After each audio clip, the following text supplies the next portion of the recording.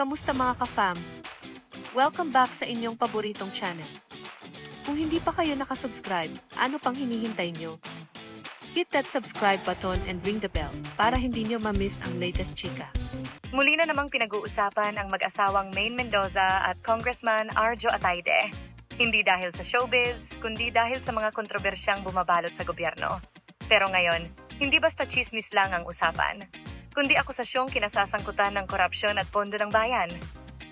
Kamakailan lang, lumabas ang pangalan ni Arjo Ataide sa mga aligasyon ng irregularidad sa flood control projects ng gobyerno.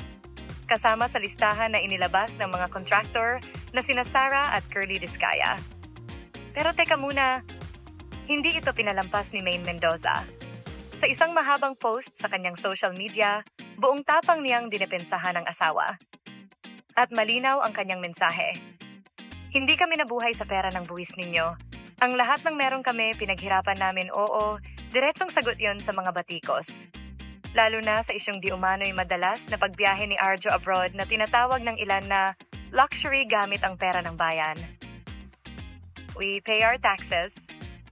Truthfully, hindi kami kumukuha ng hindi amin.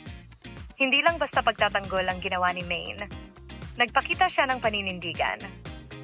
Anya, kung talagang may kasalanan si Arjo, hindi ko siya ipagtatanggol. Accuse him of other things if you wish, but not of stealing from people. That is one line he has never crossed, and never will.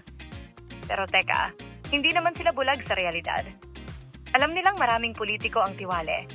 Sabi nga ni Maine, nakakagalit talaga, pero maling tao ang kinokondena ninyo. Sa huli, naninindigan sina Maine at Arjo. Legal action will be taken. Ibig sabihin, may laban. Hindi lang sa social media, kundi sa korte.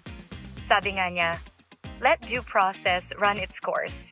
God knows the truth. We stand with clean hands, pero tanong ngayon, tayo ba, bilang bayan, handa rin bang maghintay sa katotohanan? O mas mabilis tayong humusga kaysa magtanong? Ang hustisya ay hindi sa ingay na susukat, kundi sa katotohanan. Huwag kalimutan mag-like, subscribe, and hit the bell for more updates. Kita-kits ulit sa next video, mga ka-fam.